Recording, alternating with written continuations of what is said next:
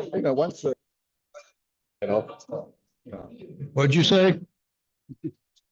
Buddy, let's stand and give our Rotary motto first.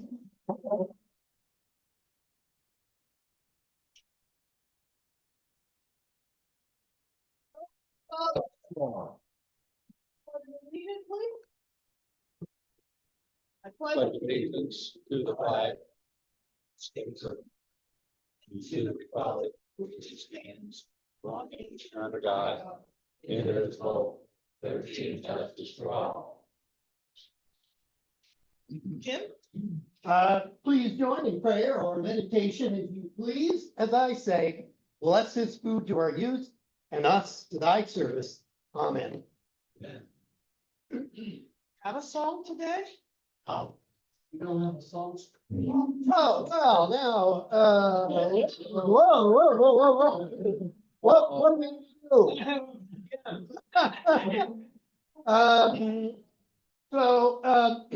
Recommendations from the.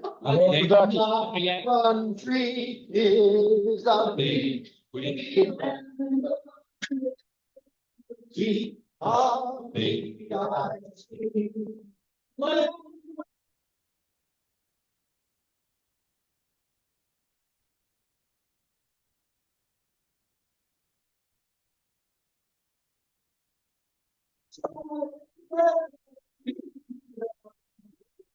My apologies for the choice of keys. Well done. Sort of reminds me of a national anthem. it's a British. Thanks, Right. everybody. We could have son got say king. That's yes. Clean remarks today. If you've not had a chance to buy some cards today, it's $1 a card for our drawing. It's a brand new deck. We started the last week? 2 weeks ago. 2 weeks ago. I've already forgotten how far we are into the new year. This is terrible. So please help yourself to this so we can continue to raise some great money for the Clean Heart. So it's $1 a card if you have not gotten your cards yet. We'll do that towards the end of this. I have a couple more items to announce. We have had some organizational changes amongst the board most recently. I alluded to this last week. We have affirmed it today with our board meeting. Unfortunately, I am still your president. They not oust me. Number 2, I'm so sorry. Paul is back in as the treasurer. And I tell you sorry because apparently he's got a sharp eye and he's hit like 6 of us up with violations for not wearing our pins today. So be aware, he's gonna be finding you left and right. So everybody on their best behavior moving forward. Yeah, your thumbs off too. Just gonna say. Be careful, Tom Goggles here. Here, now that.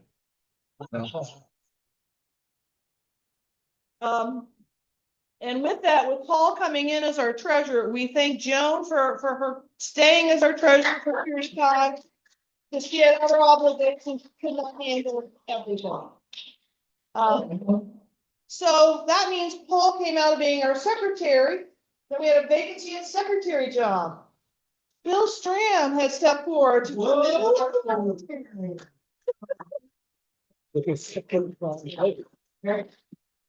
He's going to have some assistance from Libby Wright, who's going to handle the luncheon meeting notes, and Bill is going to handle the board of director notes. So that means I have a vacancy in the vice president role. So Jim, I'm going to be talking to you. Be prepared for when I call you. Thank you for warning.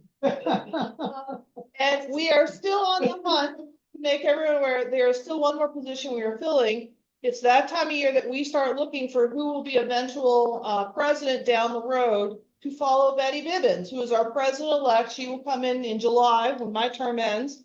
And so following Betty, we're now looking for who will that person be. So we are making some queries. So again, if you see my call come up, don't ignore me or else I'm sending a call after you.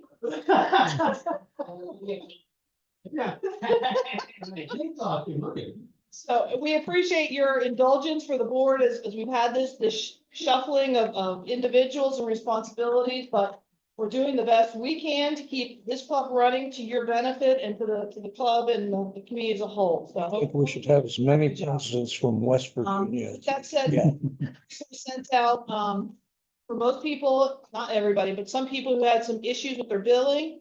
I think all of that has been now clarified and new statements issued to you. If you received one of those and you still feel that bill is in error, please see Paul, he can walk you through it. Not everybody got one of those because you may have already paid, you're good to go.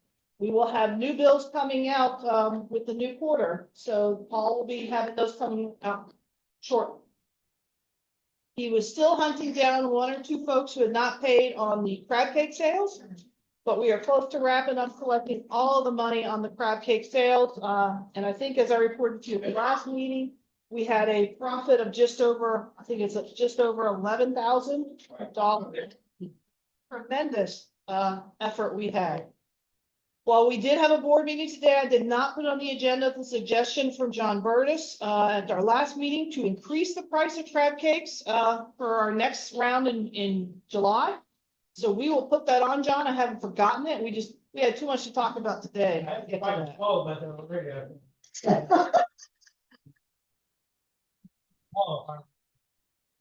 I'll take that bet. So I think that gets my main announcements from our board meeting today.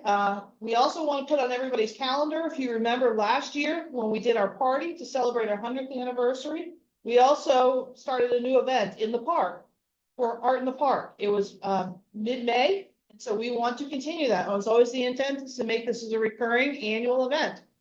So that will be from May 17th and 18th of 2025, the second annual Art Walk in the Park. Joan will be taking the lead on that project as she was last year. She has the connections out with the artisans, but there's other things to be done that we will need assistance on doing. Everything from security to PR and a bunch of other things that we're going to outline with you. So if you have an interest, please let Joan know and we can start pulling that committee together. If you don't give me an interest, trust me, I'm going to pull you in one way or another. So volunteer early and often before I have to get to you. That's all I can say. May 17th and 18th. We do recognize that same weekend on May 17th is the second annual Eastern Shore Chamber Party Concert. I don't know what they're calling it. Chamber Fest. Chamber Fest. So yes, they will be over on the harbor side of the town at the shanty area, where they will have bands coming in. I know it's 2 bands, I believe, coming in for that event. We don't say it again. 38 special. 38 Special is the band that's coming. But we don't feel it'll be a conflict with this event occurring in the park itself on the other side of town. And actually, we think it might be a compliment to people looking for a little bit something else to do before the actual rock and roll gets going. So, lost my train of thought. I had something else to announce, but I already forgot. So that said, I will open it up to happy dollars.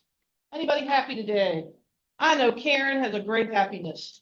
Go for it. Happy, $25 happy. Woo. Wow. Chat 9,300.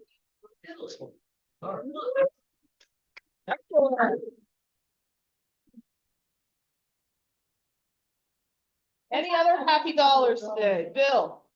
I'm $5 happy, and I'm extraordinarily happy. I've been happy since I got up this morning. And I can't figure why, but I attribute a lot of it to socialization. We've been wanting you to work on that. It's been so non-sociable. To good for your mental health. And this gives me the opportunity to tell people feeling kind of down. I can always take a phone call because talking is good. You're saying you're not talking to Jackie. You can always point out someone worse shape than you are. She or something. Well, it's quality of the. Yeah.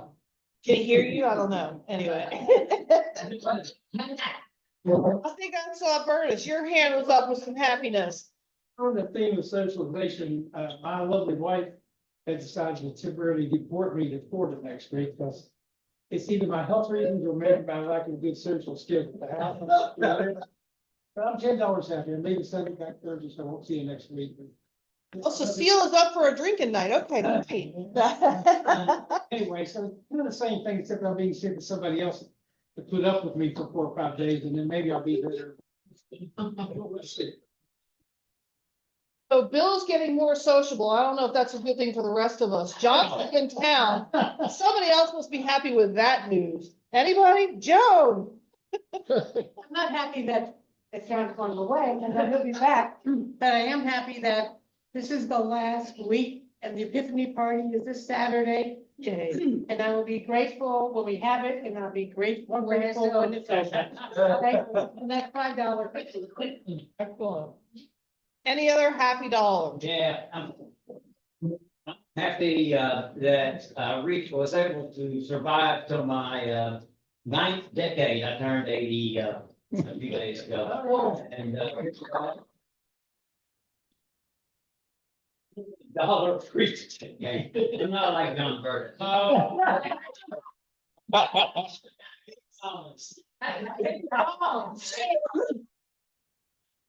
Thanks, decade. You're gonna let your day over. $22, and I'm happy. Yeah. To make up for, Paul's Above and cheap- beyond the kin. yeah. There's 5.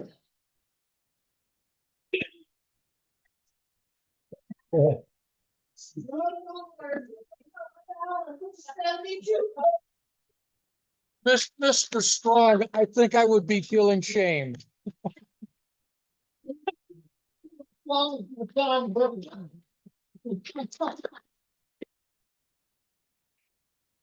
Any other? Anything else from the club members at large? If not, I'm gonna do a quick drawing of our Queen of Hearts. Who's got the high card today? Okay, beat the Jack of Hearts. Go ahead. Diamond. Famous. Ace of clubs here too. That doesn't beat a diamond. Diamond win, okay. So Paul's got the kitty, he's about to tell us how much you win today. I know, I'm just making sure he's got everything he needs. I got the ace of spades. Stan's got the ace of spades. Stan. Right there. Stan, if you can come on down, you can draw from the cards. Deck with a hole in it. I can't believe it. Oh, yeah. For those who don't know, every card has a hole. It's not marked.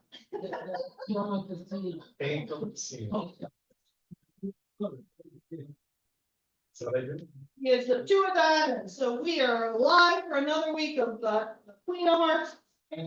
So 32 dollars collected, 60 goes to club, and $8 goes to Bill Van.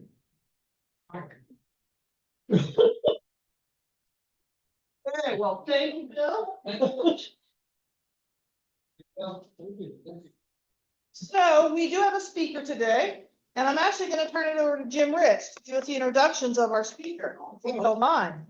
I will keep it short. Steve Borges is an airline pilot who lives in Waterford and just wrote his first novel. And he's here to tell us a little bit about publishing and aviation and fun stuff. Okay.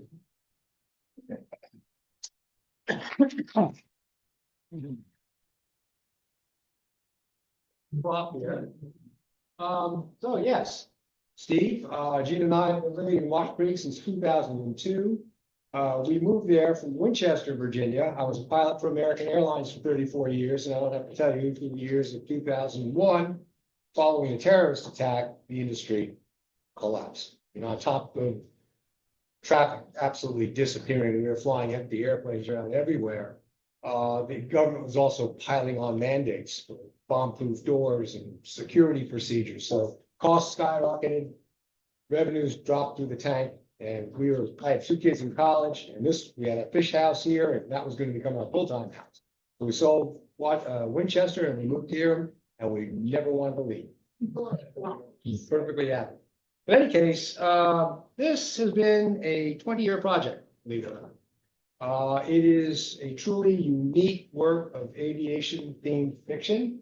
Most of the time when you see aviation fiction, it's built on a trope, bomb on the airplane, terrorist on the airplane, criminal mastermind undermining its, plotting its demise. That's typically how it goes.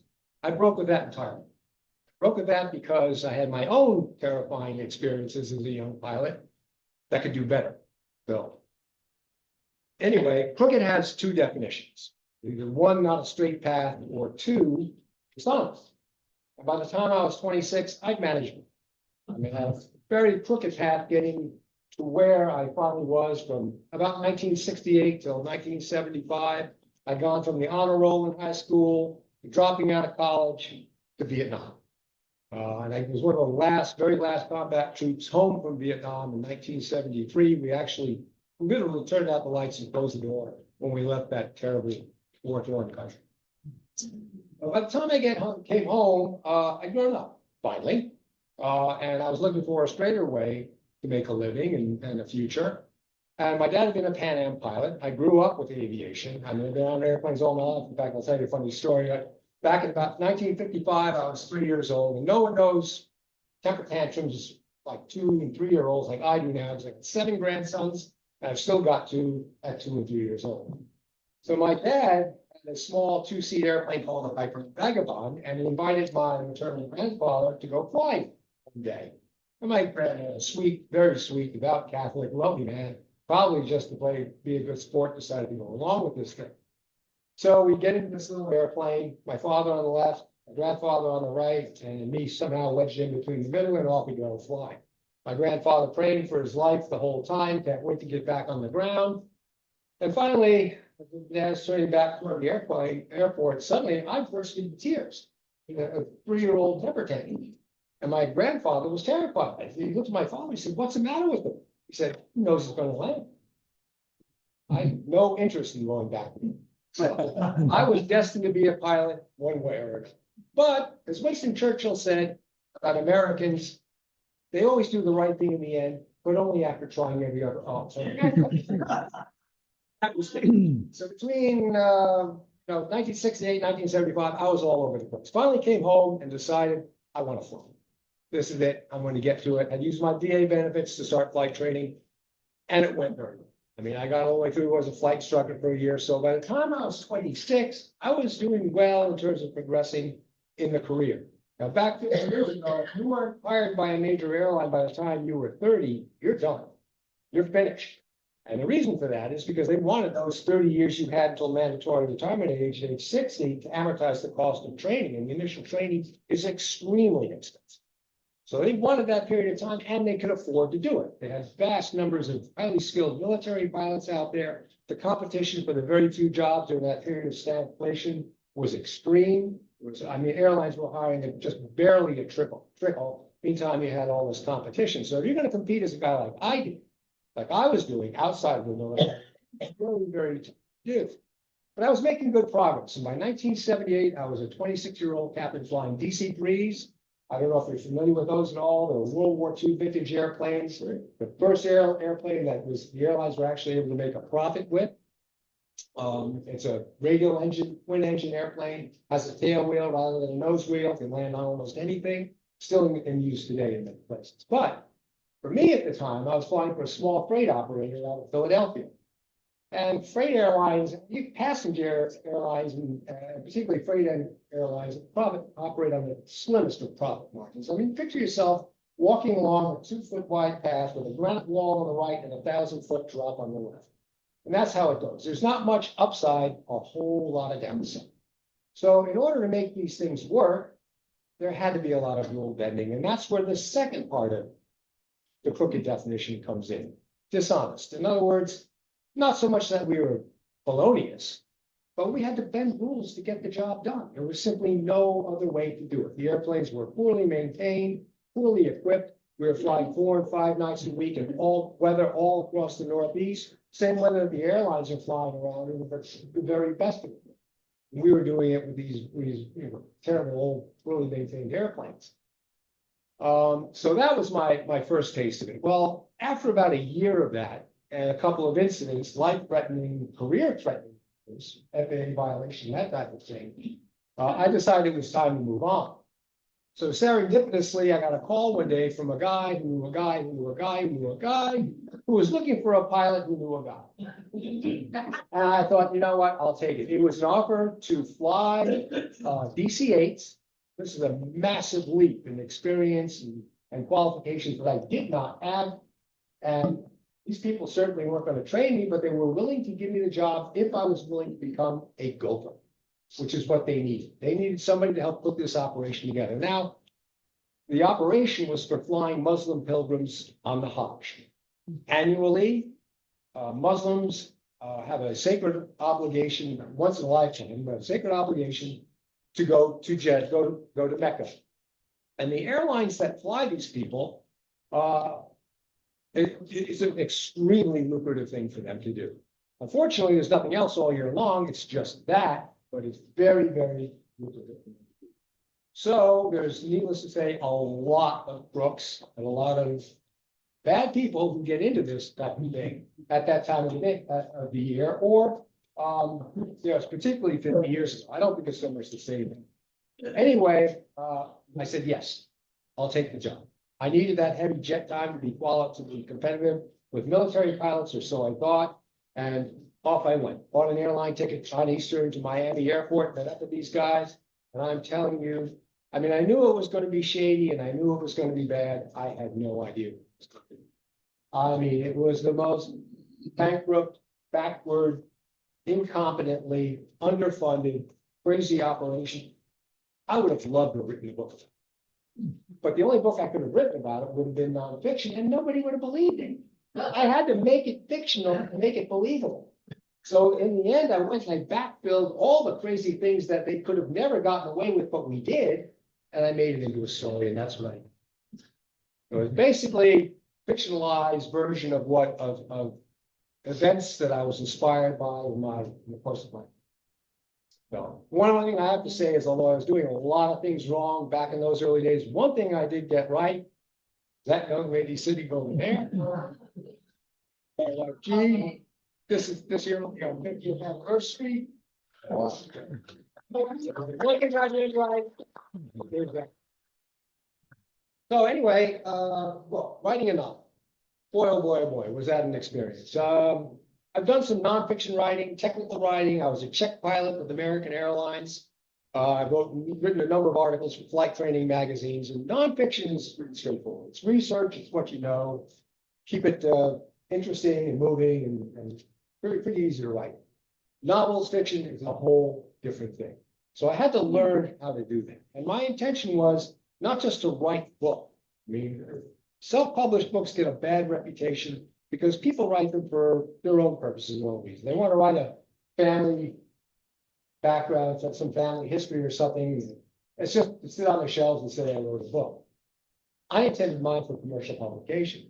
And because it was so unique in the way I was approaching it, I wanted to keep it to myself. I didn't want to sell it to a publisher because you're going to give you a check. Your debut authors are not going to give you much. They'll give you $3,000 and off you go. And then they own the book forever. As my own publishing it myself, I own this copyright for 70 years. And I believe the book has legs. It'll take time, but I believe it has legs because it is so completely unique. Instead of the tropes that I talked about before, this deals with the real drama in flying.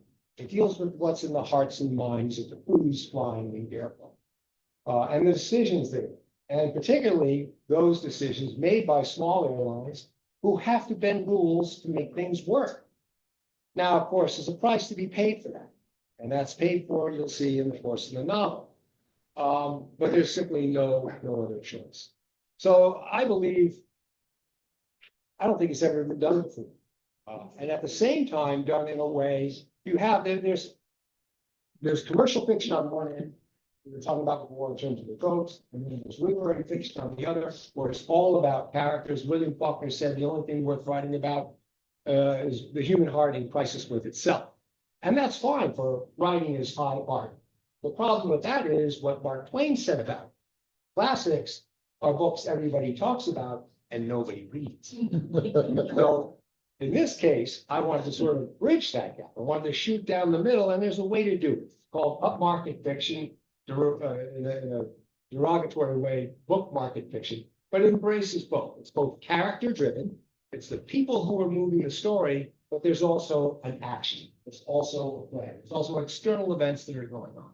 You blend the two together, you've got something that's much more marketable than you would be if you wrote literary fiction, assuming I had the talent to do it, I don't. Or just plain commercial grade fiction, which is just basically false. So that's where we are. The book is on the market now. You can buy it from Amazon. It's getting terrific reviews. It's only been published a few months ago, so we got a long way to go. If you're ever interested in a copy, I encourage you to go to a local book dealers, either here at Cape Charles or East Street Books, or Book Bin and Only, or if you get up to Chickadee at all, Sundial Books, they can order it. Blind Cookie by Steve Borges. It has an ISBN code. They can get it from the street. Yes, Steve, do you have a promoter? I don't. I've got a marketing guy who's handling the marketing, and that's very, very, very important. Yeah, because the way Amazon works is all complicated, logical, all these algorithms, and to get into it really is a profession in itself. So I've got a guy who knows it, and he helps position. He's looking for keywords and other ways of structuring it and monitoring how it's being sold, and he's been very, very helpful. So I yes. think you'd be great on television. Yes. Oh, me? Yeah, you. Well, I would, if I could find somebody who would to sponsor me, I guess I would. John, I said, don't, but I gave you one.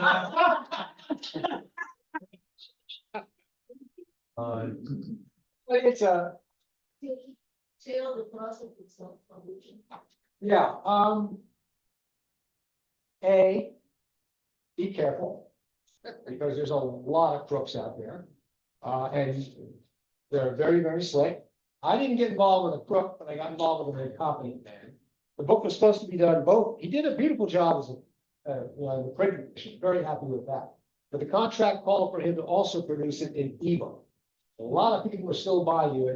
Jim and I were talking about, apparently the market for that's begun to plateau, to level off. But still, a lot of people, especially young people who are commuting on subways, trains, that's where they read. They read on their phones, they read on iPads. They don't want this book having on their place like that.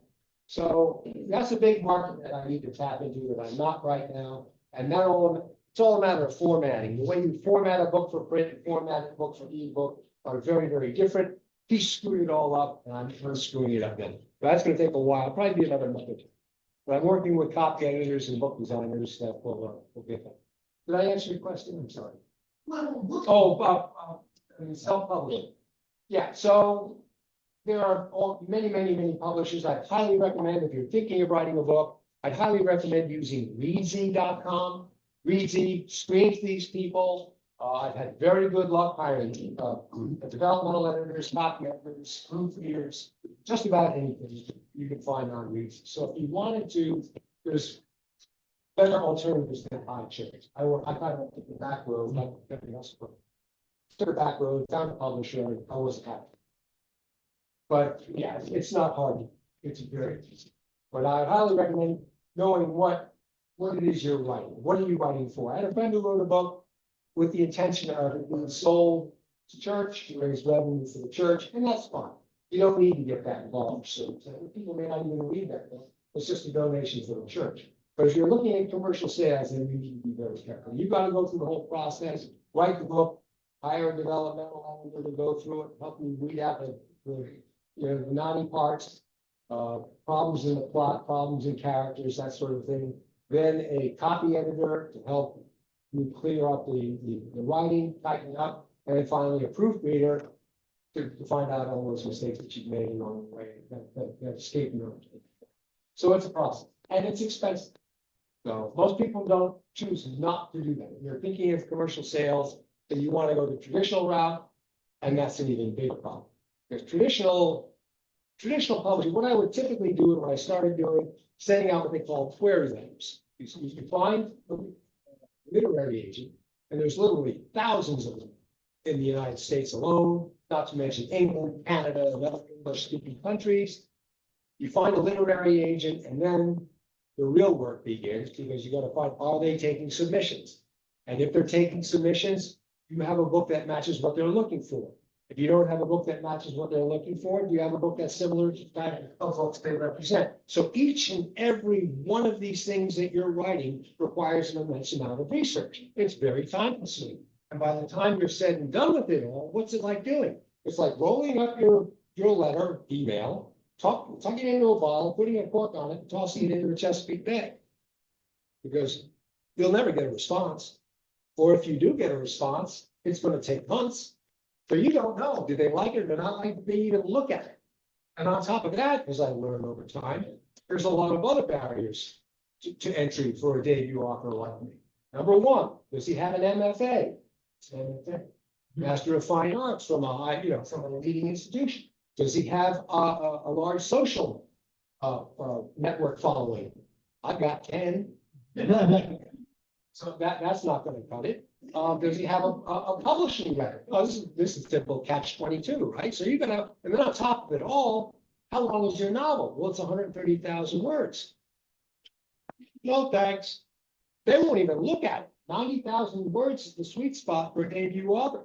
They don't want to be, they assume that it's bloated and overwritten and in need of a lot of work. They don't even take a look at it. If they see 130,000 words when it crosses their transom, it goes right in the trash.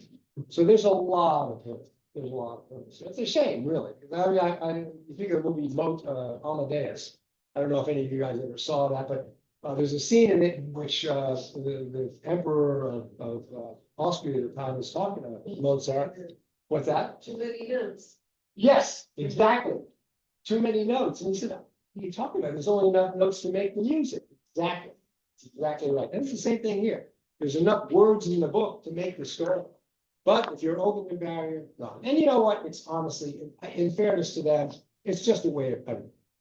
They're getting so many submissions all the time. They just take what they're doing. Anyway, that was the impediment, on top of the fact that you sell them the copyright, you sell a publisher the copyright, and it's gone. And if they want to continue printing the book, they will. If they don't, they won't. I figured, no, what the hell with that. What do you figure authors doing what you are trying to do spend to get it done? Well, I mean, if you're smart about it, I probably could have gotten by for $7,000 or $8,000. I wasn't smart about it, probably spent twice that amount. Now, will I ever get that money back? Well, I could. I mean, there are people who sell hundreds of thousands of books. That's a lot of money. Yeah, I mean, there's one book I was reading recently sold 4 million copies. That's a lot of money. So it's possible to do very, very well. It's just highly unlikely. It doesn't matter how good your book is. It's just a question of what the public wants to read. So, as a business proposition, I don't recommend it. As a passion, something that you feel like driven and you have to do and you want to do, I highly recommend. Endless hours, happy working on this thing, and overall, I'm very pleased. So happy to do something for my family. Well, we thank you, Peter. Over 100 years in service, so we want to give you a little commemorative. Thank you so much. Thank you. For the club as a whole, if we can stand and say the things we think, say, and do as Rotarians. Number one. This is the truth. At all, sir. Will it build goodwill? A better friend. Will be benefit. Oh, Sir. okay. And will we- Will it be? Fun, Yeah. Say fun, I didn't hear him. Yes. fun, fun, fun, fun, fun. Fun. Everybody have a great day today. Thank you. Don't forget your.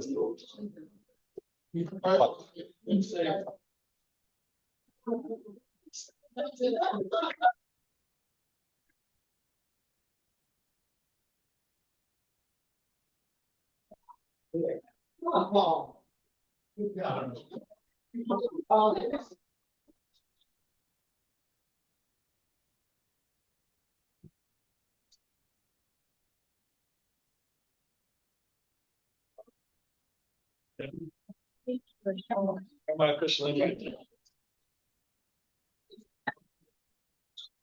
Oh, okay. Thank you so much. You're a good guy. It's your official job. Don't tell anyone.